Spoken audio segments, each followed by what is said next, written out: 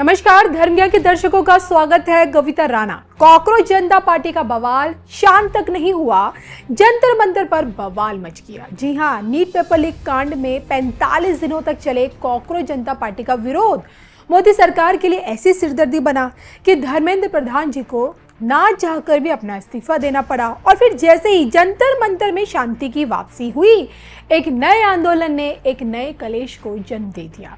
अब की बार का मुद्दा बहुत ही ज्यादा गंभीर है, क्योंकि मामला देश के सामान्य वर्ग यानी कि जनरल कैटेगरी से जुड़ा है और आरक्षण समेत यूजीसी पर हल्ला बोल है। एक बार फिर राजधानी दिल्ली का जंतर मंतर शक्ति प्रदर्शन का गवाह बना है। जाति आधारित आरक्षण व्यवस्था को जड़ से उखाड़ फेंकने के लिए प्रदर्शनकारी एकजुट हुए हैं। आंदोलन की कमान संभाले अखिल भारतीय क्षत्रिय महासभा की मांग है कि जाति के आधार के बजाय आर्थिक स्थिति के आधार पर आरक्षण मिले। स्कॉलरशिप, फीस में मदद और कोचिंग जैसी सुविधाओं को आर्थिक जरूरत के आधार पर ही दी जाए, ना कि आरक्षण के आधार पर। आलम यह है कि यूजीसी के नए नियमों को वापस लिए जाने का भी नारा फूका गया है। अब देखिए, इस पूरे आंदोलन में राजस्थान की जनरल सेना और चाणक्य सेना के साथ साथ करणी सेना भी सड़कों पर उतर चुकी है, जिस कारण बवाल मचना दिखा रहा है। लेकिन क्या सच में आरक्षण के खिलाफ उठती यही आवाज मोदी सरकार पर भारी पड़ेगी?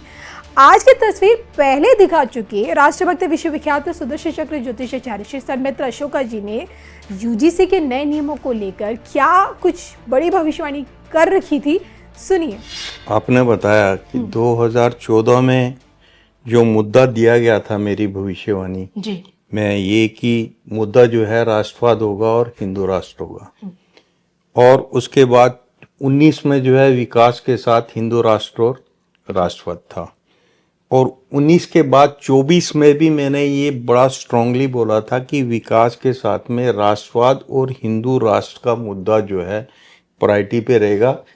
और मैंने जो 100 साल की आगे की भविष्यवाणी की है, उसमें भी ये मैंने क्लियरली बोला है कि जो पार्टी, जो राजनेता इन मुद्दों को लेके चलेगा वो अगले 100 साल तक भारत पर उनका राज होगा, एक छत्र राज्य रहेगा।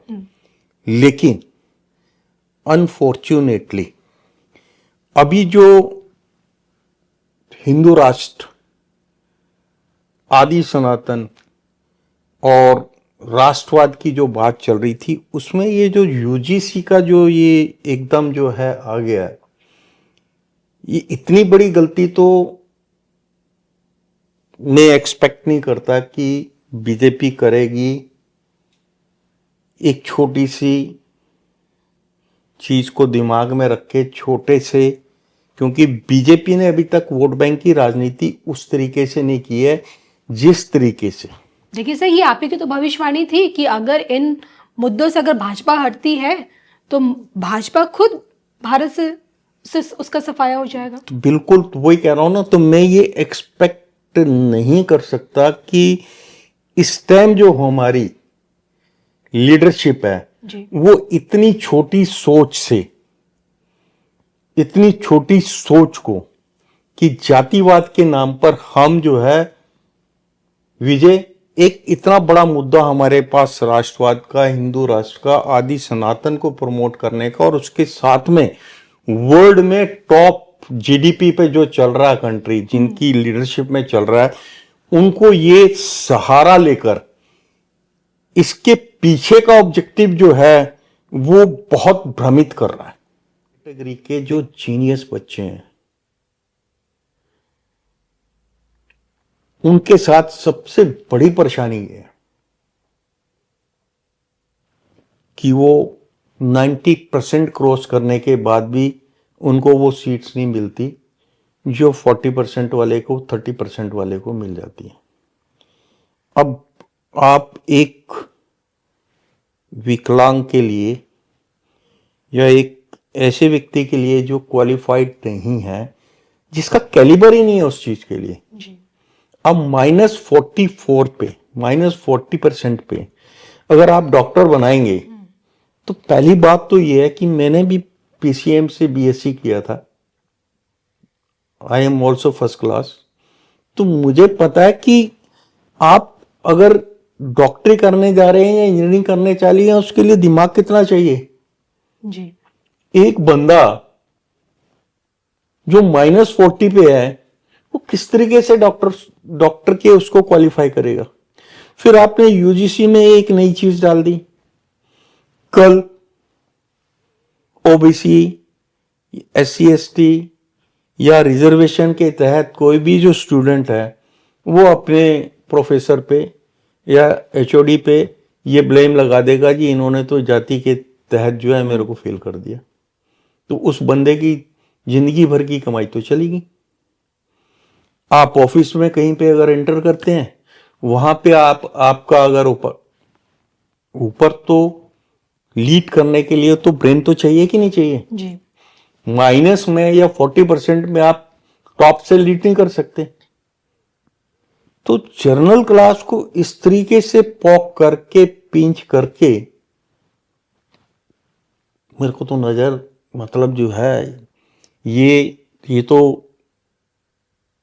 मैंने ऑलरेडी भविष्यवाणी कर चुका हूं कि 2029 का जो इलेक्शन है again that will be the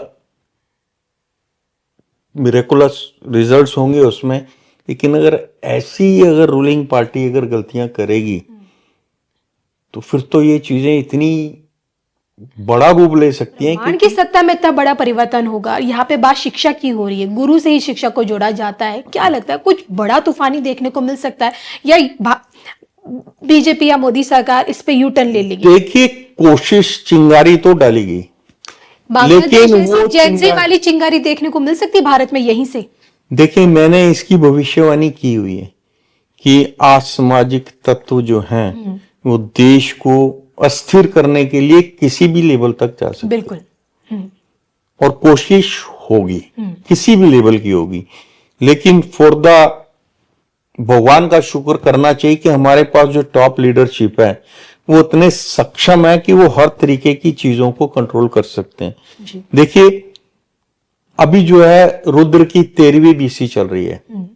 अगले 7 साल यानी कि 26 और 7 33 2034 तक का जो समय है, 1432 तक का जो समय है, उसमें मानव जाति का संहार किसी ना किसी रूप में होगा। एटॉमिक वार, केमिकल वॉर, धार्मिक जिहाद के कारण मानव जाति का संहार जो है बहुतायत में होगा 2032 में, 2032 तक। अच्छा। ये चलता रहेगा, लेकिन इसको कंट्रोल करने के लिए लीडरशिप जो करंट हमारे पास है वैसी ही होनी चाहिए।